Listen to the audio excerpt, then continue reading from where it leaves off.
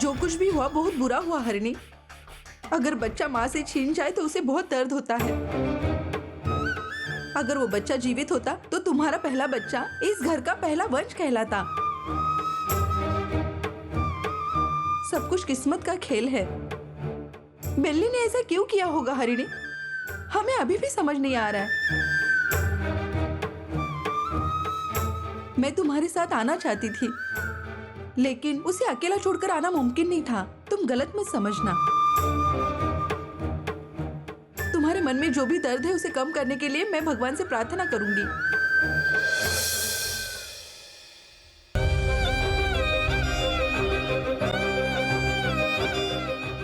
हरिणी,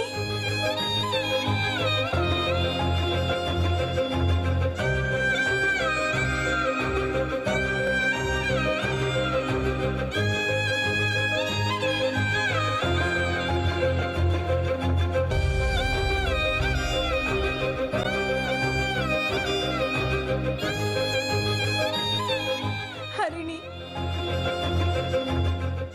हरिणी, मुझे माफ कर दो।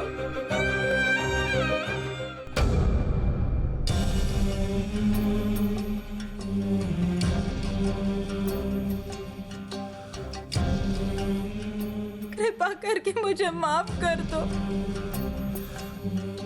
मैं भगवान की कसम खा के कहती हूँ, मैंने कुछ भी जानबूझ के नहीं किया। सबको लग रहा है कि ये सब कुछ मेरी वजह से हुआ, पर मैंने ऐसा कुछ भी नहीं किया हरिणी।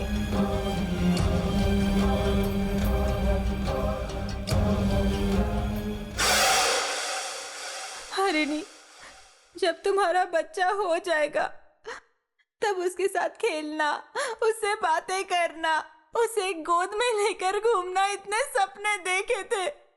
तुम्हें तो सब कुछ पता ही है ना। तुम तो मुझसे कह रही थी कि बच्चे का ख्याल तुम ही रखना, तुम ही देखना उसे। तो फिर मैं इतनी निर्दयी हो सकती हूँ क्या?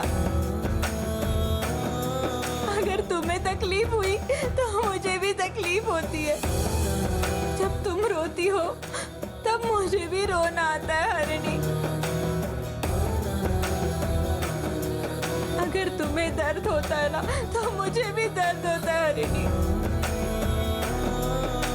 तो फिर तुम्हें गिरते हुए देखने के बाद मैं कैसे हंस सकती हूँ? मैं तुम्हारे बच्चे को मारने वाली इतनी निर्दयी नहीं हूँ। अगर तुम ऐसे ही चुप रहोगी तो मुझे लगेगा कि मैंने ही किया है। बात करो मुझसे हरिणी, बात करो। माँ दादी के जाने के बाद तुम ही तो मेरी सब कुछ थी। तुम मुझे खाना खिलाती थी। मैं ये कैसे भूल सकती हूँ? मैं तुम्हारे साथ कभी धोखा नहीं कर सकती।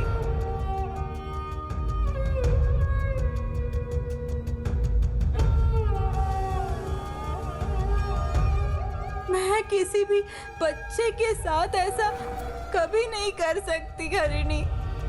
क्या भगवान खुश होंगे मैं अगर ऐसा करूंगी तो? मुझे तो ये विश्वास नहीं हो रहा था कि मुत्तू जी मान गए मैं पागल हूँ।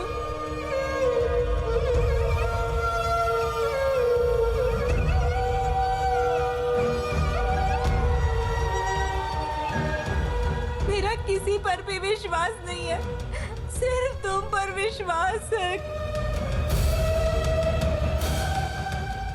अगर तुम भी मुझे पागल समझने लगी तो मैं जिंदा रहूं मरूं क्या फर्क पड़ता है? सिर्फ एक बार कह दो कि तुमने मुझे माफ कर दिया। अगर तुम मुझे माफ कर दोगी ना तो मैं माँ और दादी के पास चली जाऊंगी। मैं यहाँ कभी वापस नहीं आऊंगी। मैं तुम्हें कभी भी माफ नहीं कर सकती बेली। मैं तुम्हें कभी भी माफ नहीं कर सकती बेली। मैं तुम्हें कभी भी माफ नहीं कर सकती बेली।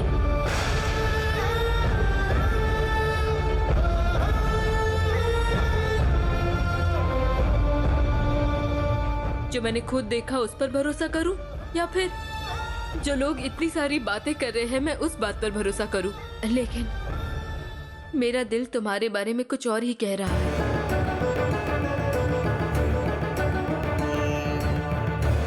जब मेरी शादी नहीं हुई थी और जब दोनों परिवारों को एक करना था, तब वो तुम ही थी जो मेरी मदद के लिए आई थी।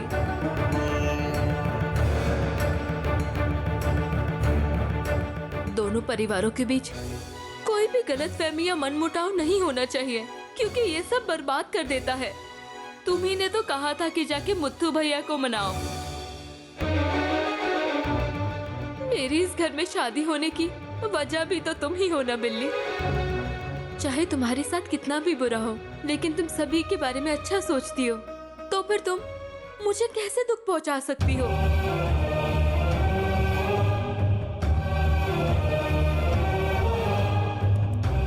इतना सब कुछ हो गया है कि सब तुम्हें दोष दे रहे हैं बेली, लेकिन मेरा मन ही नहीं मानता कि ये सब तुमने किया है बेली। तुम मेरे अपने बच्चे जैसी हो, उस दिन कहा था, आज भी कहती हूँ, तुम बिल्कुल मेरे बच्चे जैसी हो। अगर बच्चा गलती करता है तो माँ उसे माफ कर देती है, लेकिन अगर बच्चे ने कोई गलती ही नहीं की है तो माँ उसे कैसे डांट सकती है, बताओ?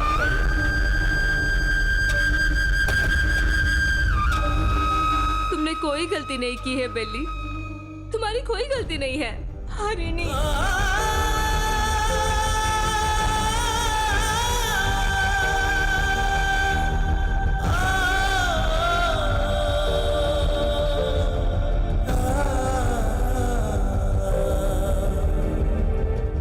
तुम्हारा दिल सोने जैसा है बेली। अगर मैं तुम पर शक करूं तो ये उस भगवान को भी पसंद नहीं आएगा। मैंने तुम्हें जितना अपनाया है उससे दुगना तुमने मुझे अपनाया है। हमारे बीच ये गुस्सा और नाराजगी कुछ भी नहीं आएगी, क्योंकि हम दोनों के बीच का प्यार बहुत ही मजबूत है बेली। चलो अंदर चलते हैं।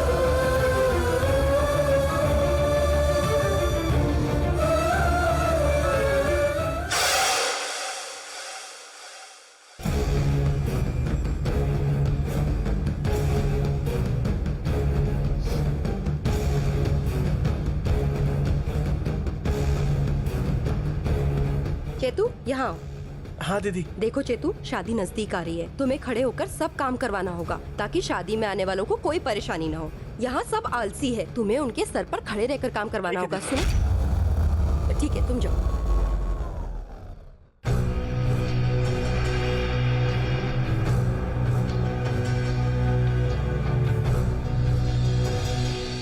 क्या हुआ माया, तुम इतनी गुस्से में क्यों दिख रही हो? तुम तो दुल्हन हो, तुम्हें तो हंसते रहना चाहिए। मैंने जो सोचा था जब वो पूरा होगा तभी मुझे खुशी मिलेगी दीदी। ऐसा क्या हुआ? और क्या होना चाहिए दीदी? सोचती थी बेली और हरणी एक दूसरे से लड़ेंगे। अगर बेली को मदद करने वाले उससे दूर चले जाए तो वो भी ये घर छोड़ देगी, तब मैं आराम से शादी कर सकती हूँ। लेकिन यहाँ झगड़ा छोड़ो, उन दोनों के बीच प्यार और बढ़ गया है। चित्रा की परेशानियों से बचकर उसे बंदी बनाना संभव हो गया है, लेकिन इस बेली का हम कुछ भी नहीं कर पा रहे हैं दीदी। उसकी माँ दादी गुजर गई, मुत्तू जी के लिए उसके प्रति प्यार और बढ़ गया। उसे घर से निकालने की कोशिश कर रहे, पर वो जा ही नहीं रही है। उसे पागल बनाने जा रही हूँ। मैं खुद ही पागल बन चुकी हूँ दीदी। शादी में सिर्फ 4 दिन बाकी है। अगर इस बीच बिल्ली को नहीं भेजा तो मेरी शादी निश्चित रूप से नहीं होगी, बिल्कुल भी नहीं होगी दीदी। एक तरफ बिल्ली है और दूसरी तरफ आंटी जी हॉस्पिटल में है। मुत्तू जी को तो शादी की कोई परवाह नहीं है, वो तो आराम से जी रहे हैं। बार बार शादी बीच में रुक जाती है, उसके बाद भी हम फिर से कोशिश करते हैं। इस सब के बीच में मेरी उम्र 50 साल हो जाएगी, उसके बाद मैं कब शादी करूंगी?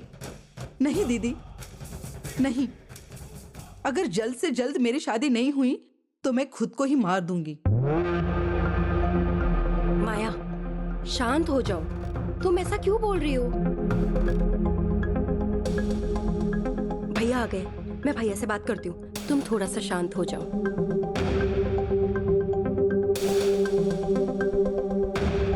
भैया, नीलकंठ जी ने फोन किया था। शादी की सारी तैयारियां हो गई है, सजावट भी तैयार हो गई है, मंडप भी तैयार है। बस अब आपको माया को माला पहनाना बाकी है भैया।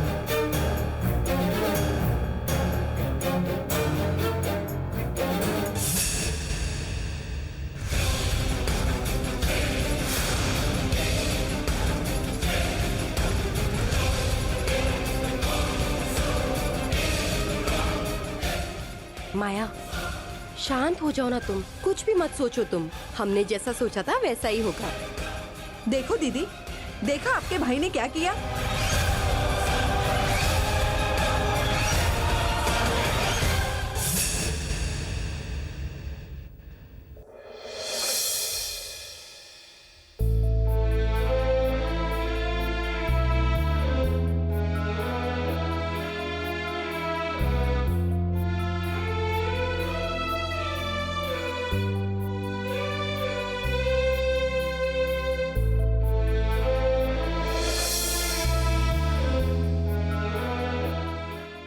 छोटी माँ, आपके बिना मैं सही से खा भी नहीं पा रहा हूँ। ऐसे में माया 4 दिन में शादी करने की बात कर रही है।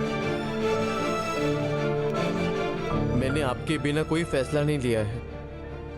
मैं जो भी काम शुरू करता हूँ वो काम अच्छे से हो जाए ऐसा आशीर्वाद देते हैं, लेकिन आपके बिना ये शादी मैं कैसे कर सकता हूँ छोटी माँ?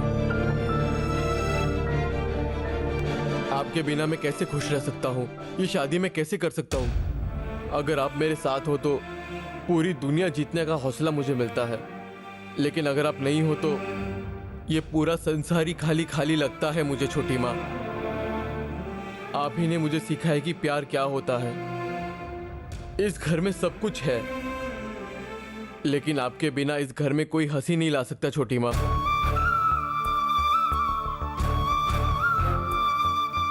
मैंने सोचा था कि चित्रा को मैं खुश रख पाऊंगा, लेकिन वो नहीं हुआ। अब मैं आपकी बहुत अच्छे से देखभाल करना चाहता हूँ। वो भगवान मेरी परीक्षा ले रहा है कि मैं कितना दर्द सह सकता हूँ छोटी माँ। पहली बार लड़कर इतनी दूर आया हो, फिर से ऐसा हुआ तो मुझ में वो सहन करने की ताकत नहीं है छोटी माँ, नहीं है। उस भगवान से मैं रोज प्रार्थना करता हूँ कि मेरी छोटी माँ जल्दी से ठीक हो जाए, लेकिन मुझे लगता है कि अब उन्हें मुझसे कोई लगाव नहीं है। हम जब ज्यादा मांगने लगते हैं तब वो हमें दूर करने लगते हैं।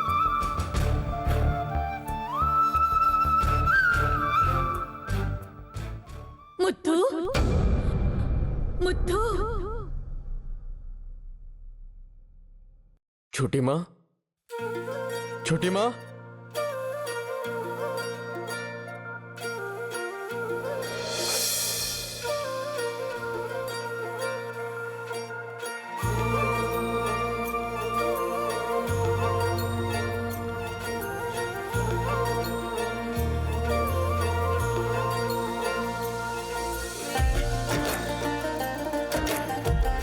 छोटी माँ,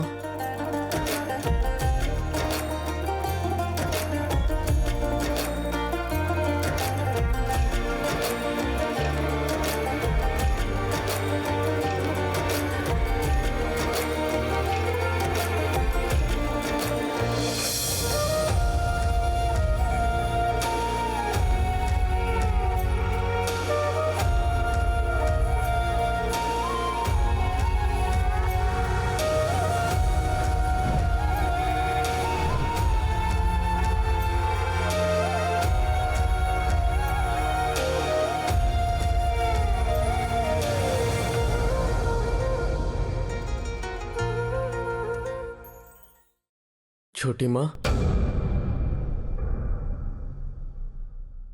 क्या ये सपना है या सच? मुझे कुछ समझ में नहीं आ रहा छोटी माँ।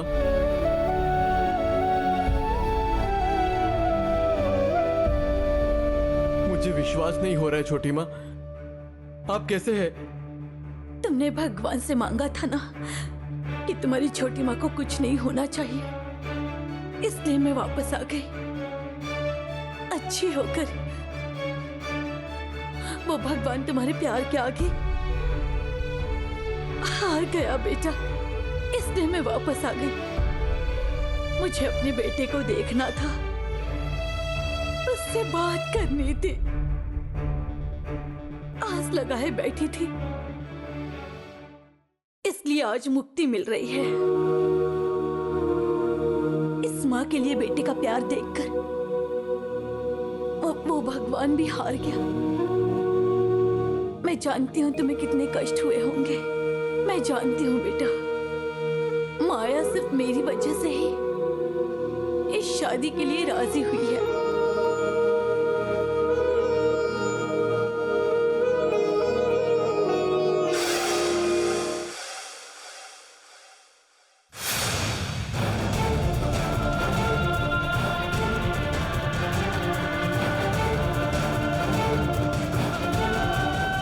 उसे शादी के लिए मनाना आसान है, तुम उसके साथ ना होने का दर्द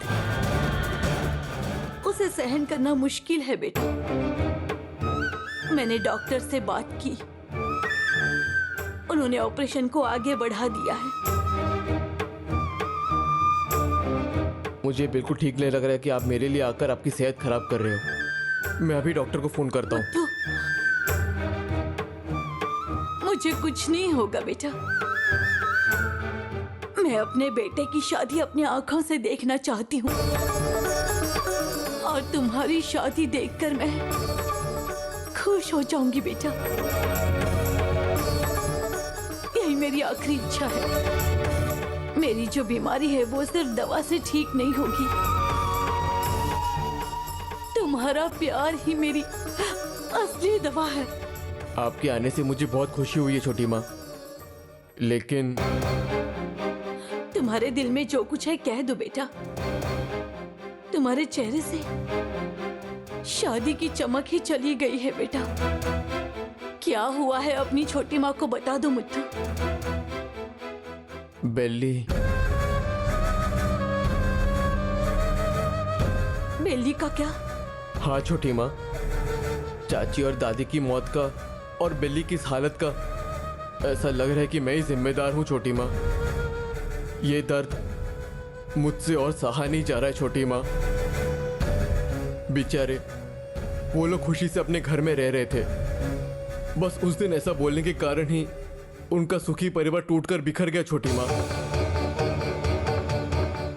ये सब मैं अपने मन में रखकर ये शादी कैसे कर सकता हूँ, आप ही बताइए। मैंने गलती की है, लेकिन उसकी सजा बेली भुगत रही है।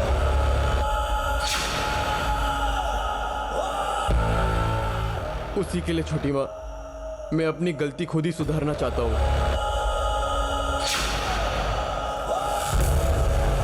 बेली को एक अच्छी जिंदगी देना चाहता हूँ। जब वो अपनी जिंदगी में खुश रहेगी तभी मैं शादी करूंगा छोटी माँ।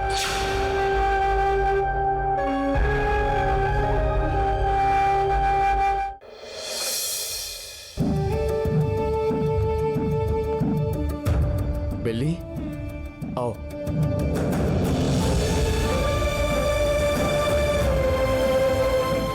आशीर्वाद लो बेली।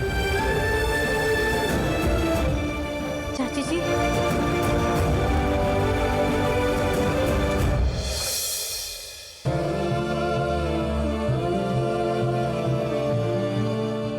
मुझे सब पता चल गया है। तुम कैसी हो बेली?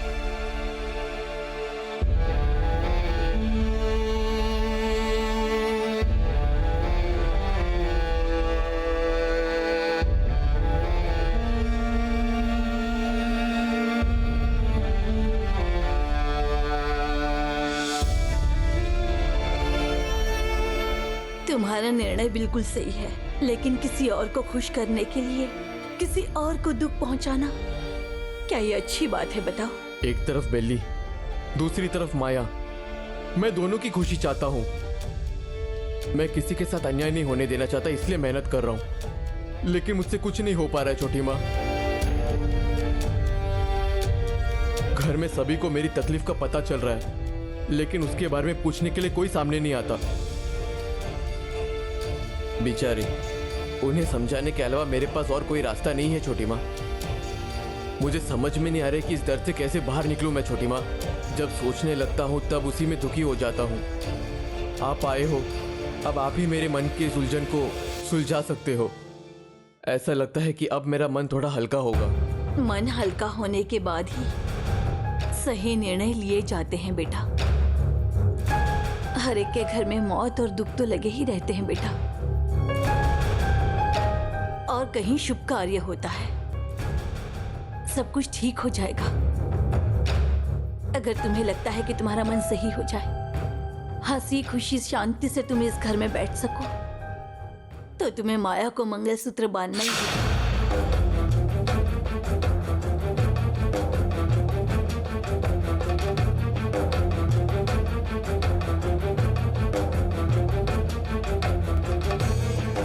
तुम्हारी शादी के बाद किसी अच्छे परिवार का लड़का ढूंढना और बेली की शादी करवा देना,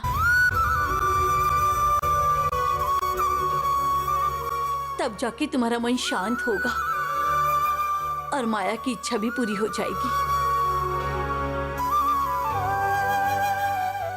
तुम्हारा ऐसा करना किसी को अन्याय नहीं लगेगा। घर में सब लोग सुखी और शांति से रहेंगे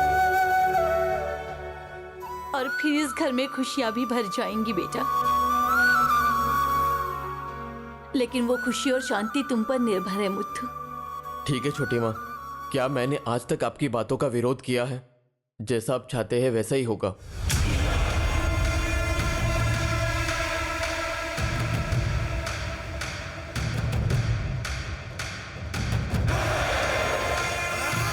आंटी जी,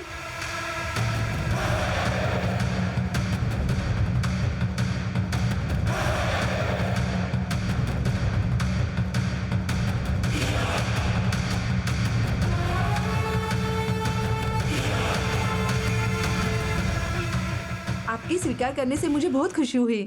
धन्यवाद।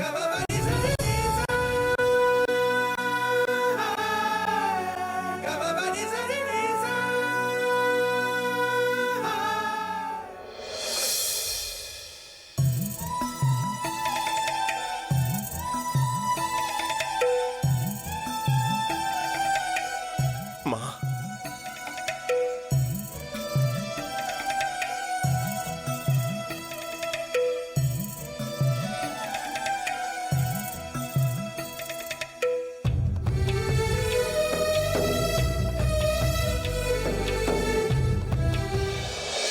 सच कहूँ तो इतने दिनों तक मैंने जो कुछ भी सहा और उन सभी मुश्किलों को मेरे साथ सहने के लिए मैं तुम्हारा शुक्रिया करता हूँ माया। हर बार जब हमारी शादी टलती गई, मुझे जो कारण लगता था मैं वही देता गया, लेकिन उससे तुम्हें कितनी तकलीफ हुई होगी मैंने कभी सोचा नहीं था। मुझे माफ करो माया। आपने जो भी सोचा और जो भी निर्णय लिया, उसके पीछे एक अच्छा उद्देश्य मुझे पता है मुत्तू जी। समय सभी का इम्तिहान लेता है, लेकिन आपने कभी हार नहीं मानी। मुझे पता है आपने कितनी मेहनत की है मुत्तू जी, लेकिन अब आंटी जी आ गई है ना, आप किसी भी बात की चिंता मत कीजिए। माँ, आपका आना भगवान का धरती पर आने जैसा है। मुत्थु ने शादी के लिए हाँ तो कर दी है, लेकिन उसके चेहरे पर वो खुशी दिखाई नहीं दे रही है।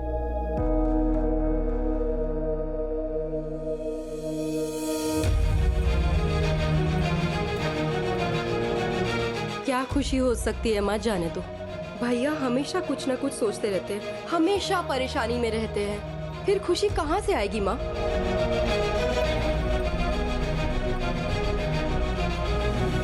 हाँ माँ, हाल ही में जो हुआ उसे याद करके भैया उदास हो गए हैं।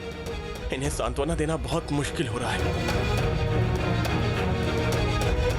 अगर ये इस समय इस तरह उदास रहेंगे तो लोग समझेंगे कि आप इनकी जबरदस्ती शादी करवा रहे हैं माँ। नहीं छोटी माँ, आपके आने पर मुझे यकीन नहीं हो रहा था, इसलिए मैं ऐसा कह रहा हूँ। मेरी बात का यकीन करो छोटी माँ, अब से इस घर में सिर्फ खुशियाँ ही खुशियाँ होगी।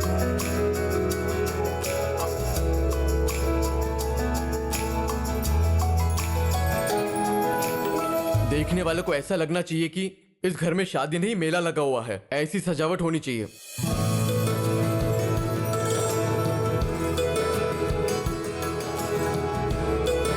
सबको हंसते मुस्कुराते और खुश रहना चाहिए। शादी होने तक वो खुशी ऐसी ही बनी रहनी चाहिए।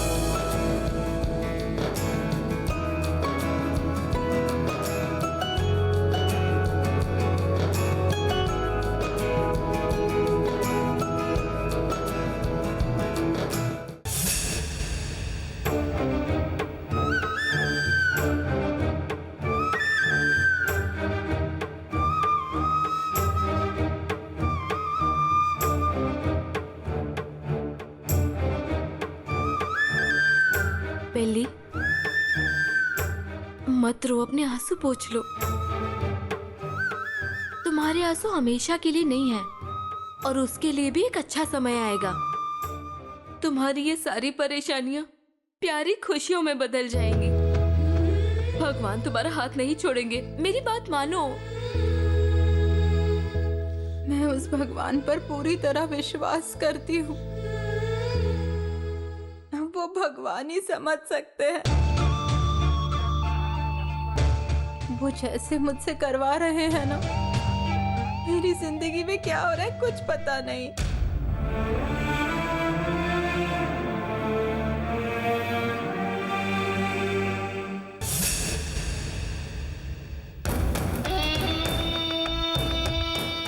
अभी कुछ समय पहले ऐसे लग रहा था जैसे आसमान सर पर गिर पड़ा हो। अब तक तो मुत्तू भैया को शादी में दिलचस्पी ही नहीं दिखा रहे थे। अब देखो माँ आ गई तो ये शादी ठीक से हो जाएगी। इसलिए कहते हैं कि जब सास होती है तो 100 ताकत होती है। उनके एक एक शब्द में कितना वजन होता है। एक तरफ आंटी जी के आने से मुझे बहुत खुशी हो रही है, लेकिन दूसरी तरफ बेली के होने से मुझे सर दर्द हो रहा है। बेली गरम घी की तरह है, ना निगल सकते हैं ना उगल सकते हैं। इस बेली का यहाँ होने से हमें परेशानी हो रही है, फिर भी कोई बात नहीं।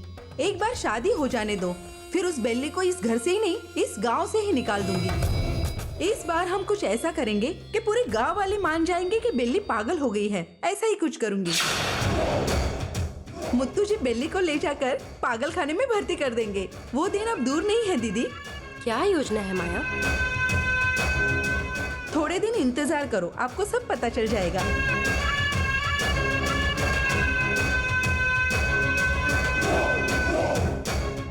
जब तक बेली की कहानी खत्म नहीं होगी इसे सुकून नहीं मिलेगा।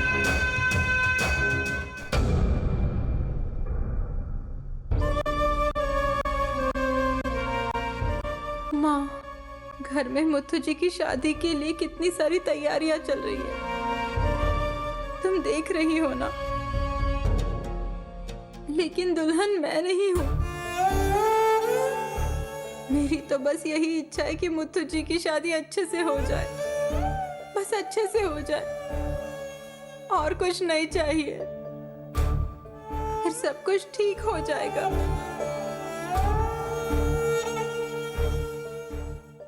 अगर पहले से ही पता होता ना कि ऐसा होगा, तो मैं इस शादी की कभी इच्छा ही नहीं रखती थी।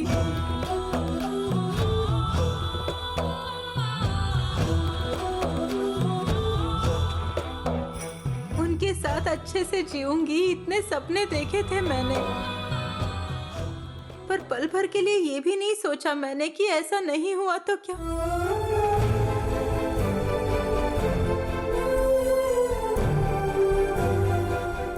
अगर कभी सोचा होता ना, तो आज ये दिन देखने की नौबत नहीं आती। आप जिंदा होती। पहले मैं आपको और दादी को परेशान करती थी, अब मुत्तू जी को परेशान करती हूँ। मैं मुत्तू जी से दूर रहती हूँ तभी वो खुश रहते हैं। इसीलिए जब उनकी शादी हो जाएगी ना, तो मैं कहीं दूर चली जाऊंगी।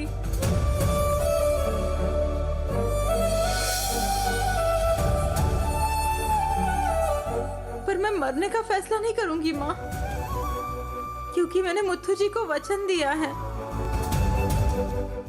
जहाँ सूरज की रोशनी भी नहीं आती ना, मैं वहां चली जाऊंगी। इस गांव से बहुत दूर चली जाऊंगी मैं, किसी से नहीं मिलूंगी। अब इस गांव से दूर चली जाऊंगी, मैं कहीं भी रह लूंगी, रास्ते पर भी रह लूंगी।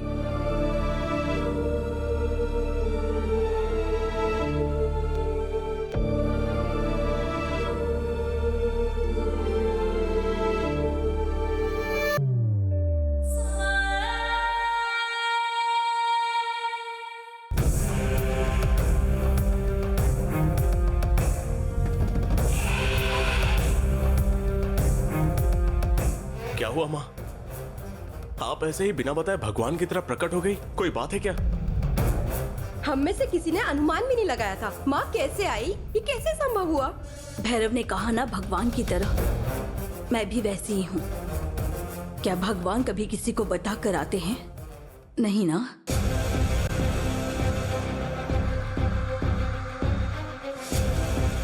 अगर हम मुश्किल में होते हैं तो वो हमारे सामने आकर हमारी परेशानियां कैसे हल करेंगे, ठीक उसी तरह तुम्हारी सारी समस्याएं हल करने आई हूं मैं।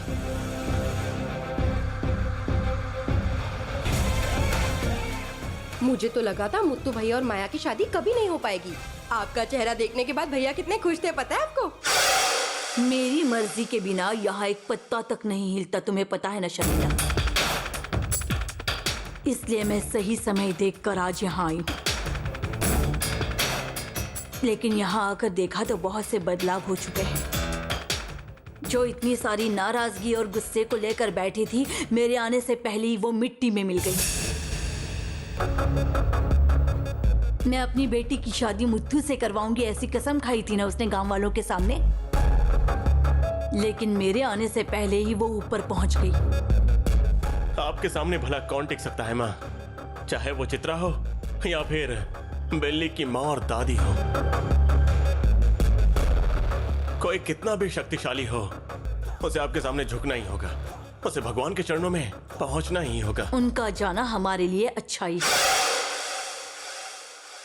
बेली हमारे लिए कोई समस्या नहीं खड़ी करेगी, लेकिन हमें शादी को हल्के में नहीं लेना चाहिए। माया और मुत्तू की शादी बहुत ही सावधानी से करनी होगी। शादी होते ही सारी जायदाद हमारे हाथ लग जानी चाहिए, ऐसा कुछ करना होगा हमें। जायदाद तो हमें अपने आप मिल जाएगी आंटी जी।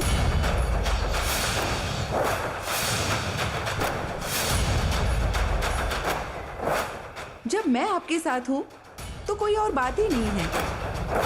आप उस बारे में चिंता मत कीजिए। मैं इस घर की एक भी चीज को किसी को हाथ लगाने नहीं दूंगी, विश्वास रखिए। जो कुछ भी करना होगा हम सब मिलकर करेंगे। सांप की दुश्मनी से बच सकते हो, उल्लू की नजर से बच सकते हो, लेकिन मेरे और आपके द्वारा बचने वाले इस धरती पर पैदा नहीं हुए। लक्ष्य के अनुसार दुश्मन हारने चाहिए या मरने चाहिए, बस इतना ही। पहले ही कुछ लोग मर चुके हैं, अब हारने लायक उम्मीदवार नहीं बचे हैं। तुम किसी को भी हल्के में मत लो, भले ही तुम्हारी वजह से मुझे जीतने की हिम्मत मिलती हो। लेकिन इस घर में ऐसा कोई है जो बिल्ली को हिम्मत देती है, उसे मुझे थोड़ा सबक सिखाना पड़ेगा। तुम्हारे सामने बात करना ठीक नहीं होगा माया, तुम जरा बाहर जाओ। उससे थोड़ी पूछताछ करो आंटी जी, वैसे भी उसकी चर्बी बढ़ गई है।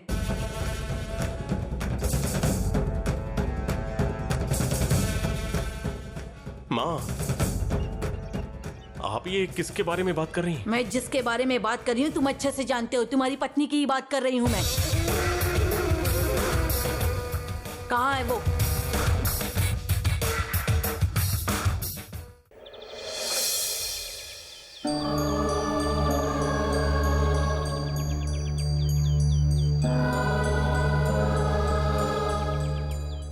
बिल्ली, तुम अकेली बाहर क्यों खड़ी हो?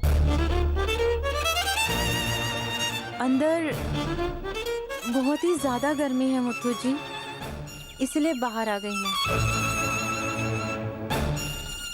बाहर इतनी ठंडी हवा है और तुम कह रही हो कि घर में गर्मी है। वही तो कुछ समझ नहीं आ रहा है मुथु जी। ये माहौल भी बिल्कुल मेरे मन की तरह ही है। बाहर देखने में ठंडा है, लेकिन अंदर जल रहा है। तुम ज्यादा मत सोचो बेली, बस बादल छाए हुए हैं। रोशनी आने में थोड़ी देर हो सकती है। आगे तुम्हारी जिंदगी आसमान की तरह साफ हो जाएगी। एक सूरज जैसा लड़का तुम्हारी जिंदगी में जरूर आएगा और तुम्हारा ख्याल रखेगा। इस बात का तो मुझे विश्वास नहीं है मुथु। ये जीवन ही एक विश्वास है। आशा रखकर आगे बढ़ेंगे तो सब ठीक हो जाएगा। अब मुझे देख लो, चित्रा मेरे मन में है, फिर भी मैं माया से शादी कर रहा हूं ना।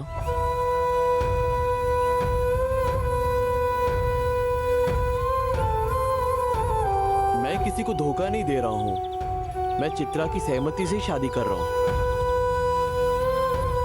तुम भी बेली, चाची और दादी साथ में नहीं, ऐसा मत सोचो। वो हमेशा तुम्हारे साथ ही रहेंगे, इसलिए तुम ज्यादा दुखी मत हो।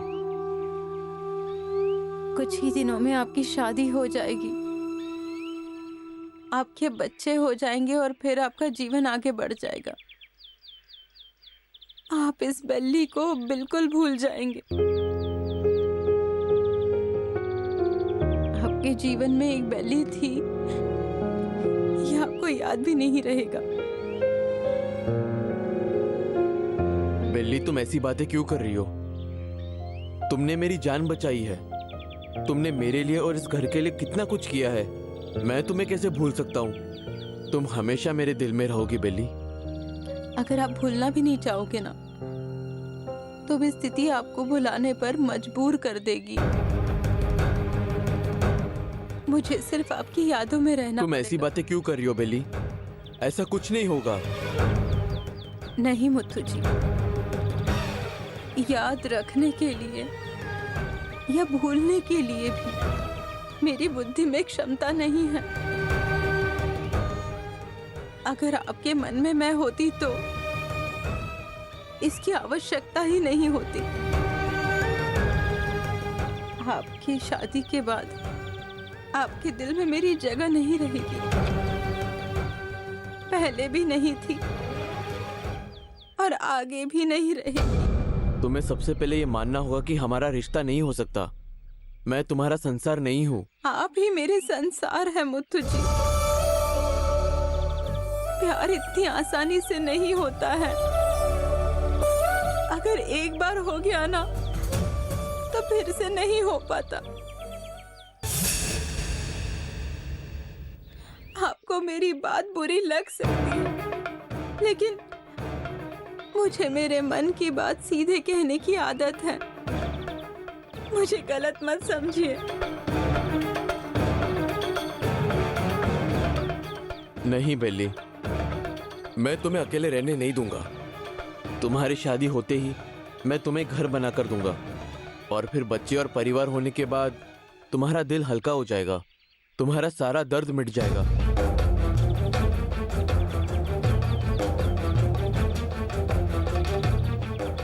आप शादी करके खुश रहो मुथु जी।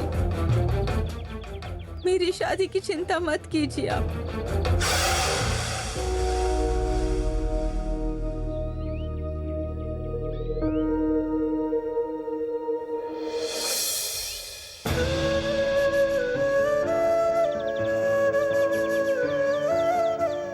तुम्हें सब समझ में आ जाएगा और जब तुम सब समझ जाओगी तब तुम्हारी जिंदगी सही हो जाएगी।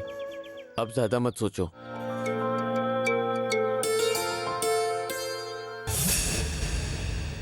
माँ, उसने अभी अभी अपना बच्चा खो दिया है, इसलिए दुखी है।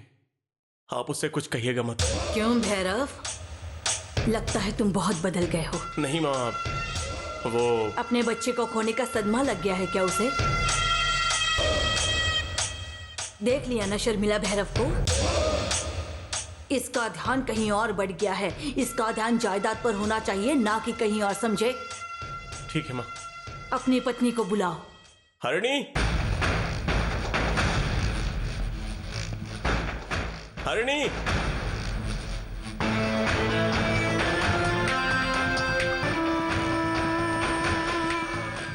क्या हुआ जी?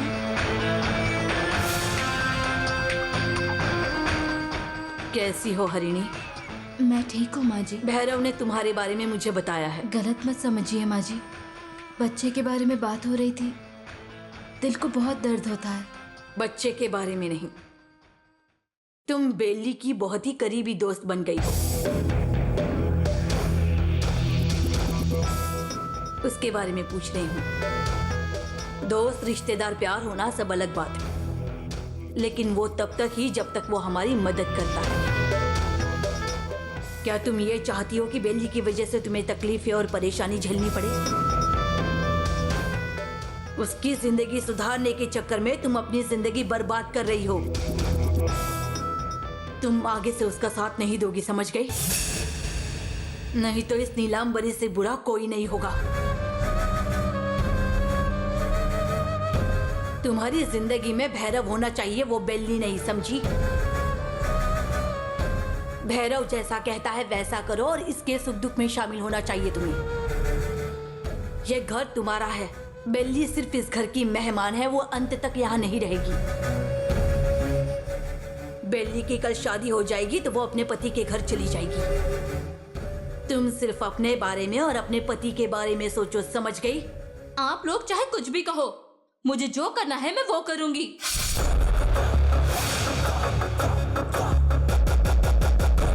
आप लोग बेली का कुछ नहीं बिगाड़ सकते, क्योंकि अब मैं उसके साथ हूँ।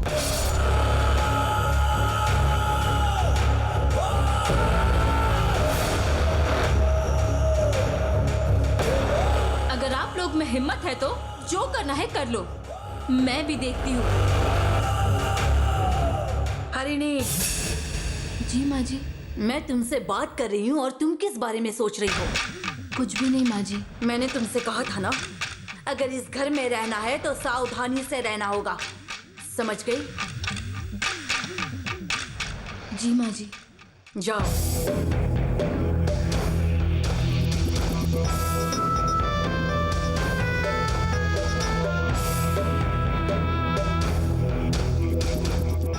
भैरव, ये हमारी बात सुनती है तो ठीक है, नहीं तो इसके खाने में भी जहर मिला दो। बाकी मैं सब संभाल लूंगी, समझे? सारी जायदाद तुम्हारे नाम पर कर दूंगी। ठीक है माँ। जायदाद की बात करने के बाद भैरव के चेहरे पर खुशी देखी माँ?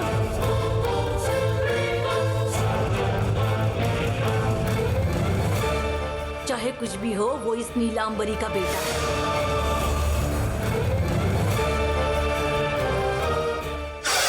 बेटी, यहाँ खड़ी होकर क्या सोच रही हो? शादी की तैयारियां सब कुछ वैसे ही चल रही है जैसे हम सोच रहे थे। पूरे गांव के सामने बड़े मंडप में तुम्हारी शादी होगी। एक तरफ मुझे खुशी हो रही कि सब मेरे मुताबिक हो रहा है, लेकिन दूसरी तरफ बिल्ली का कुछ न करने का दुख हो रहा है। बिल्ली भावुक बातें करके मुत्तू जी का मन बदल रही थी। वो देखकर मुझे गुस्सा आ रहा था। आपको मेरी बात बुरी लग सकती है, मुझे मेरे मन की बात सीधे कहने की आदत है। मैं तुम्हें अकेले रहने नहीं दूंगा। तुम्हारी शादी होते ही मैं तुम्हें घर बना कर दूंगा। इसमें परेशान होने की क्या बात है? भावुक होकर बात करने के अलावा उसे दूसरा और कुछ नहीं आता। क्या सबको विश्वास दिलाकर दामाद से शादी करना और फिर संपत्ति में धोखा देना संभव है? रोने और चिल्लाने के अलावा उसे दूसरा और कुछ नहीं आता। जब तक यहाँ है घर में काम करती रहेगी ना, करने दो ना। पहले हर कोई उसके बारे में परेशान रहता था, अब जब तुम्हारी शादी हो जाएगी उसके बाद उसे कोई नहीं देखेगा। सब लोग अपने ही काम में व्यस्त हो जाएंगे। हम संपत्ति के बंटवारे में व्यस्त रहेंगे और बाकी लोग जो चाहे वो करने दो। क्या करना है?